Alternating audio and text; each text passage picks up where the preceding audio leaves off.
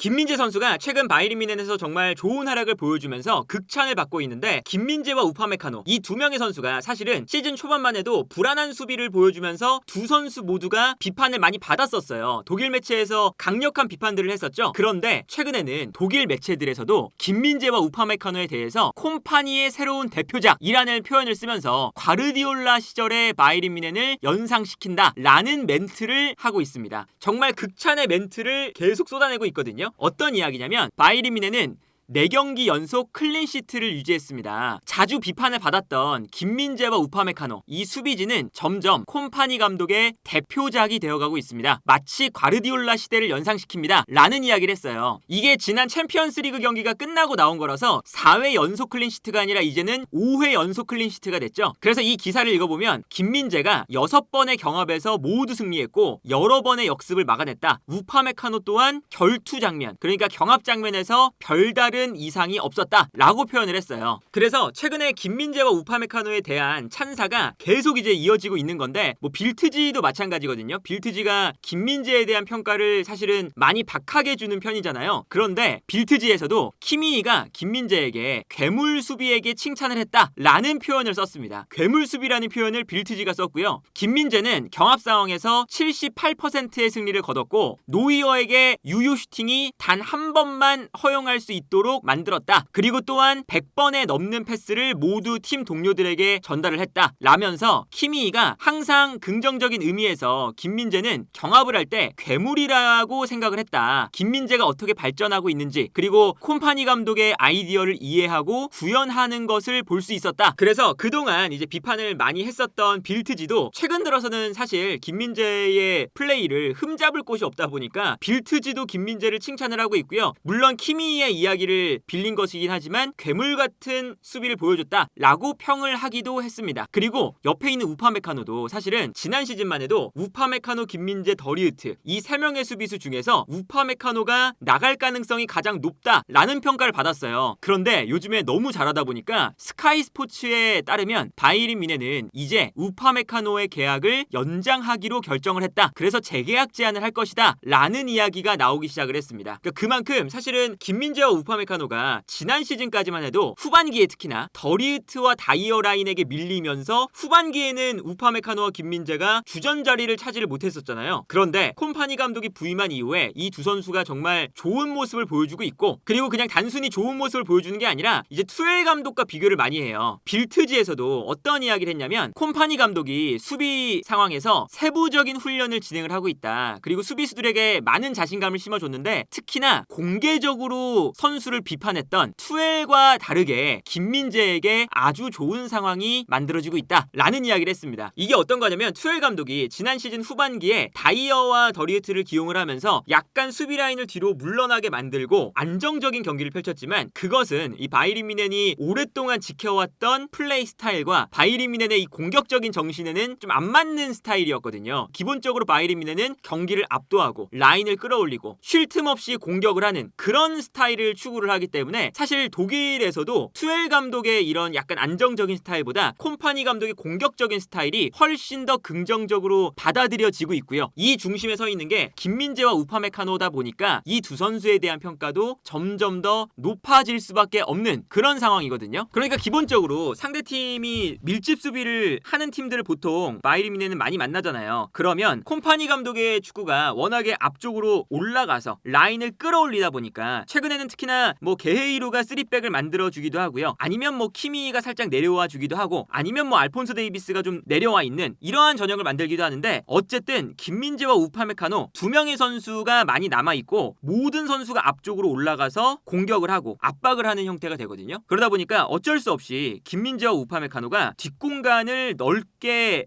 커버를 해야 되는 이런 임무를 맡을 수밖에 없어요. 예를 들면 뭐 이런 상황인 거죠. 김민재와 우파메카노 두 명의 선수가 라인을 높게 끌어올렸을 때 뒷공간으로 상대팀들이 계속 볼을 보내주면서 경합을 시킵니다. 그리고 우파메카노와 김민재가 상대 공격수와 함께 경합을 하는 건데, 이 경합 상황에서 우파메카노와 김민재가 아주 뛰어난 선수들이기 때문에, 그리고 애초에 콤파니 감독이 우파메카노와 김민재를 선택을 하고 이제 더리우트를 내보낼 때도 이야기가 많았었잖아요. 그런데 김민재와 우파메카노를 선택한 이유가 빠른 발 그리고 신체적인 능력이 워낙에 좋기 때문에 경합 상황에서 지지 않는다는 거였죠. 그러다 보니까 저런 이제 스피드 경합 상황에서 두 선수가 정말 안정적인 모습을 보여주고 있고, 여기에 더해서 라인을 끌어올렸을 때 이 라인을 끌어올린다는 뜻은 최종 수비수들도 앞쪽으로 올라가면서 상대를 앞쪽에서 눌러줘야 된다는 뜻이거든요. 그런데 우파메카노와 김민재가 공격적인 성향을 가진 수비수들이기 때문에 수비 라인을 올려놨을 때도 그냥 약간 뒤로 물러나면서 뒷공간을 커버하는 걸 먼저 하는 게 아니라 일단은 상대의 볼이 앞으로 나올 때 달려들면서 압박을 하는 거죠. 그래서 이 장면도 우파메카노가 달려들면서 앞쪽에서 볼을 끊어버리는 장면이 나오거든요. 굉장히 공격적인 형태의 압박이고 수비 방식이긴 하지만 어쨌든 김민재와 우파메카노의 이런 과감한 수비 그리고 이 뒷공간을 커버하는 이제 완벽한 스피드와 경합 능력을 보여주기 때문에 콤파니 감독이 마음 놓고 라인을 끌어올리는 것이 가능한 건데, 여기에 더해서 최근 들어서 이제 좋은 평가를 받고 있는 선수가 바로 팔리냐라고 할 수가 있겠습니다. 그래서 독일 매체들에서도 팔리냐가 바이에른 뮌헨의 수비를 안정시키는 큰 역할을 하고 있다라고 이야기를 했거든요. 이게 어떤 이야기냐면 팔리냐는 바이에른 뮌헨이 공격을 하다가 볼을 빼앗겼을 때 역압박을 하기 위해서, 그러니까 역압박이라는 건 상대가 볼을 뺏는 순간 역습을 하잖아요. 그런데 오히려 상대가 볼을 빼앗자마자 우리가 다시 빼앗으면 역으로 역습을 한다라는 뜻이죠. 그래서 이 역으로 압박을 하기 위해서 좋은 위치를 확보하고 있습니다. 그래서 조금 더 높은 위치로 달려드는데, 이것은 같이 미드필더 라인을 구성하고 있는 키미나 무시알라가 가지고 있지 않은 능력이고, 이런 능력을 발휘해 주기 때문에 팔리냐가 실수를 거의 하지 않고 수비에 엄청난 도움을 주고 있습니다 라고 이야기를 하고 있어요. 그러면서 바이에른 뮌헨은 현재 분데스리가에서 상대팀에게 평균적으로 경기당 5.7개의 슈팅을 허용하고 있는데, 두 번째로 슈팅을 한 경기에서 많이 허용하고 있는 팀이 프라이부르크와 도르트문트 10개를 허용하고 있거든요. 이 두 팀보다 절반의 수치라는 건 그만큼 김민재와 우파메카노에 더해서 팔리냐의 공헌이 매우 큰 수치다라고 분석을 한 거거든요. 최근 바이에른 뮌헨 경기를 보면 미드필더 라인에서 혹은 공격 라인에서 바이에른 뮌헨이 라인을 굉장히 높이고 알폰소 데이비스, 게이루 다 올라가서 공격을 하다가 볼을 뺏기는 순간 상대가 수비 라인에서 볼을 잡아서 미드필더 라인을 거쳐서 뒷공간으로 패스를 찔러줘야 되겠죠. 그런데 여기서 미드필더 라인에서 볼을 건네받는 순간 팔리냐가 순간적으로 타이밍을 노리고 있다가 빠르게 달려들면서 여기서 볼을 빼앗아 버린다는 거죠. 그래서 다시금 역압박, 다시 바이에른 뮌헨이 압박을 해서 역습으로 가져가는 장면도 많고, 만약에 여기서 팔리냐의 압박을 벗어난다고 해도 이 압박에 당해서 뒷공간으로 주는 패스가 정확하게 이루어지질 않고, 이미 김민재와 우파메카노도 앞쪽으로 달려들다가 팔리냐가 압박을 하면서 패스가 빨리 나오지 못하면 이미 살짝 뒷걸음질 치면서 뒷공간을 미리 커버를 들어가고 있다는 거예요. 그러다 보니까 팔리냐가 속도를 늦춰주고 패스가 들어가면 우파메카노나 김민재가 경합을 하기가 더 편한 상황을 만들어준다는 거죠. 그리고 이러한 플레이는 팔리냐뿐만 아니라 파블로비치가 시즌 초반에는 자주 해줬던 플레이이기도 한데, 이 장면을 보면요, 바이에른 뮌헨이 공격을 하다가 볼을 뺏겼어요. 뺏기면서 상대팀이 미드필더 지역으로 먼저 패스를 보내줍니다. 근데 여기서 중간에 있었던 파블로비치가 이 선수를 향해 달려들어요. 상대 공격수를 향해 달려들면서 여기서 이미 역습을 빠르게 나오지 못하도록 압박을 하고 있습니다. 그리고 김민재가 살짝 뒤로 물러나면서, 그리고 우파메카노도 여기서 지연이 되니까 살짝 뒤로 물러나면서 이미 뒷공간을 커버를 하기 시작하거든요. 그리고 여기서 볼이 흘러나오는 순간 김민재가 이 타이밍을 지켜보다가 편안하게 흘러나오는 볼을 달려들면서 가져올 수가 있는 거죠. 그래서 미드필더 라인에서의 압박이 전방 압박을 할 때 뒤에 있는 선수들이 스프린트를 덜 할 수 있게 만드는 가장 중요한 요소 중에 하나거든요. 그러니까 예를 들면 수비 라인이 높은 팀들은 아무래도 수비수들이 뒷공간을 커버하기 위해서 스프린트를 많이 하니까, 스프린트를 많이 하다 보면 햄스트링이 올라올 위험성이 커진다라는 거잖아요. 그런데 그런 위험성을 앞쪽에서 이미 압박을 강하게 해주기 때문에 중앙 수비수들이 무리하게 스프린트를 해서 볼을 빼앗는 그런 횟수를 줄인다는 거죠. 정말 김민재 선수도 콤파니 감독의 지도 때문에 본인이 많이 변화했다라고 직접 언급을 했잖아요. 우파메카노 같은 경우에도 콤파니 감독 때문에 정말 잘 경기를 할 수가 있다, 나의 발전에 도움을 많이 준다, 정말 감사하다, 지난 시즌에 비해 많이 발전을 했다, 그리고 트레이너들도 나와 함께 비디오 분석을 계속 해주고 있다 라고 했었고, 김민재 또한 콤파니 감독이 모든 선수에게 자신이 원하는 것이 무엇인지 훨씬 더 자세하게 설명을 해준다, 그러니까 이런 식으로 사실상 투엘 감독과 좀 비교가 은연중에 되는 거긴 한데, 콤파니 감독이 정말 자세하고 수비수들에게 아주 철저한 분석을 해주면서, 사실 시즌 초반만 해도 김민재와 우파메카노의 수비 라인이 좀 불안한 면이 있었어요. 너무 튀어나와 튀어나가기도 하고 튀어나갔을 때 서로 같이 튀어나가니까 뒷공간이 열리기도 하고 그런 장면들이 있었는데 점점 더 안정화가 되어가고 있죠. 그러다 보니까 콤파니 감독이 이미 A매치가 끝나자마자 우파메카노의 개인 훈련을 지도를 하기 시작을 했습니다. 그래서 이게 또 화제가 되면서 기사가 올라왔었거든요. 우파메카노 같은 경우에는 프랑스 대표팀에 가서 워낙에 뭐 프랑스 대표팀도 수비 자원이 좋다 보니까 한 경기는 경기를 나왔고 이탈리아와의 경기에는 벤치에 있었어요. 그래서 체력적으로 조금 세이브가 된 면도 있어서 바로 바이에른 뮌헨으로 돌아와서 콤파니 감독의 개인 지도를 받고 있습니다. 그래서 특히나 우파메카노를 현재 집중 케어하는 훈련을 했었고 직접 본인이 완벽한 포지셔닝을 보여주기도 했습니다. 그러니까 아무래도 콤파니 감독이 수비수 출신이다 보니까 김민재와 우파메카노에게 어떻게 해야 더 좋은 수비를 보여줄 수 있는지, 나의 전술에서는 어떤 포지셔닝을 가져가야 되는지 이런 것들을 세세하게 설명을 잘 해준다고 하죠. 그래서 지금 바이에른 뮌헨에서 김민재와 우파메카노 그리고 콤파니 감독의 이 공격적인 수비 전술이 극찬을 받고 있는데, 김민재 선수가 약간 우리 대표팀 경기를 보면 다소 지쳐있는 모습이 조금씩 보이고 있긴 해요. 특히나 김민재 선수의 스타일, 워낙에 공격적인 스타일이다 보니까 체력적으로 약간 떨어져 있을 때 미스가 나오면서 결정적인 실점 위기를 내주는 그런 장면들이 좀 많은 편이기도 하거든요. 실수가 나왔을 때 그 실수가 더 크게 보이는 편이긴 해요. 그리고 체력이 떨어졌을 때 티가 나는 수비 방식이죠. 우파메카노와 김민재가 공격적으로 달려들면서 끊는 건데, 달려들면서 끊는 게 몸 상태가 아주 좋았을 때는 내가 발을 뻗는 족족 상대팀의 공격수보다 먼저 발을 뻗고 먼저 달려들면서 상대가 준비가 안 돼 있을 때 압박을 하는 건데, 체력이 약간 떨어져 있으면 그 순간이 한 템포가 늦어지면서 상대 공격수보다 먼저 발을 뻗는 것이 한 템포 늦기도 하고, 그리고 상대 공격수가 볼을 받았을 때 압박이 들어가는 템포가 한 번 늦어지면 상대 공격수가 달려나오는 선수를 돌파할 수 있는 여유가 생기는 거니까 그 순간 문제가 생길 때가 많거든요. 그래서 이제 김민재와 우파메카노 두 선수가 아무래도 체력적인 관리를 좀 받아야 되지 않나. 그리고 이제 아무래도 시즌이 긴데 계속해서 선발로 나올 수밖에 없는 상황이 펼쳐졌잖아요. 그러니까 예를 들면 이토 히로키가 계속 부상을 당했었고 프리시즌 때부터 스타니시치도 부상을 당하면서 아직 복귀를 못했고요. 여기에 더해서 다이어 같은 경우에는 스피드의 강점이 없다 보니까 다이어가 나왔을 때 우파메카노와 김민재를 대신하는 게 좀 문제가 있었어요. 그러다 보니까 김민재와 우파메카노가 뭐 휴식을 취해야 되는데 그 휴식을 취하지 못하고 계속 선발로 나온 면도 있죠. 그런데 이토 히로키가 프리시즌에 당했던 중족골 골절, 다리에 골절상을 입었잖아요. 그래서 수술을 했는데 이 회복이 제대로 이루어지지 않아서 또 다른 수술을 받았습니다. 재수술을 받아서 사실상 이토 히로키가 이번 시즌 후반기까지 못 나올 가능성이 높아지고 있어요. 다행인 것은 그래도 스타니시치는 이제 훈련을 하기 시작했다라는 얘기가 나오고 있긴 한데 아직까지는 스타니시치도 경기에 나올 수는 없거든요. 그리고 여기에 더해서 지난 A매치 브레이크 동안 팔리냐가 내전근 파열이라는 부상을 당했습니다. 그래서 팔리냐도 현재 내전근이 찢어지는 부상을 당해서 바이에른 뮌헨 쪽에서 공식적으로 휴식을 취해야 된다는 이야기가 나왔거든요. 그리고 몇 주 동안 팔리냐가 나올 수가 없다. 그래도 다행히 파블로비치가 부상을 당하면서 팔리냐가 선발로 나오기 시작했는데, 파블로비치가 드디어 훈련을 조금씩 소화를 하고 있긴 해요. 쇄골이 부러지는 부상을 당했었죠. 그런데 파블로비치도 아직까지는 경기에 100%로 나올 수 있는 상황은 아니기 때문에 당분간은 파블로비치와 팔리냐, 수비적인 역할을 해줬던 이 선수들 없이 경기를 펼쳐야 되는 상황이 됐습니다. 그러다 보니까 지금 현재 김민재와 우파메카노, 특히나 김민재 같은 경우에는 매 경기를 선발로 나오고 풀타임을 뛰고 심지어 스프린트도 많이 해야 되는 그런 역할을 맡고 있는데, 체력적으로 점점 떨어지고 있는 시점에서 앞쪽에서 경합을 해줄 수 있는 팔리냐라던가 파블로비치, 수비 보호를 해주는 선수들이 경기에 못 나오고 있고, 그리고 이토 히로키처럼 교체로 나와줘야 되는 대체자도 지금 부상으로 못 나오고 있고, 스타니시치도 마찬가지고요. 여기에 더해서 유일하게 남아있는 대체자가 다이어기 때문에 다이어가 선발로 나오기에는 바이에른 뮌헨도 부담스럽잖아요. 그렇기 때문에 김민재가 선발로 나와야 되는 아주 좀 힘든 상황에 처해 있는데, 일단 김민재 선수가 현재 바이에른 뮌헨의 전체 통 시즌을 통틀어서 키미 다음으로 출전 시간이 많은 선수거든요. 키미도 출전 시간이 정말 많은 선수죠. 김민재 선수가 두 번째로 바이에른 뮌헨에서 출전 시간이 많은 선수예요. 일단 김민재 선수가 이렇게 출전 시간도 많고 어쨌든 아시아로 A매치도 다녀왔고 이번 주말부터 수비형 미드필더 없이 또 경기를 해야 되다 보니까 일단은 어려운 상황에 좀 처해 있다. 다만 콤파니 감독이 이번 시즌에 김민재와 우파메카노를 잘 관리를 하면서 플레이적으로도 잘 이제 발전을 시켜줬고 여러모로 좋은 영향을 주고 있기 때문에 김민재 선수가 콤파니 감독 체제에서 한 단계 발전이 되고 있다는 사실은 너무나 분명해 보이고요. 어쨌든 이렇게 체력적으로 힘든 시기에 바이에른 뮌헨이 이번 주말에 아우그스부르크와의 경기가 있어요. 그런데 주중에는 파리 생제르맹과의 챔피언스 리그 경기가 있고요. 여기에 더해서 바로 그 다음 주말에는 도르트문트와의 경기가 있습니다. 그런데 또 주중에 레버쿠젠과의 포칼 경기가 있어요. 그래서 당분간 김민재 선수가 쉬지도 못하는 일정이거든요. 그래서 체력적으로 좀 불안해 보이는 일정이긴 한데 김민재 선수가 이 시기를 잘 넘겨서 더 좋은 평가를 받고 이번 시즌을 완벽하게 끝내는 그런 모습을 보여줬으면 좋겠다는 생각이 드네요.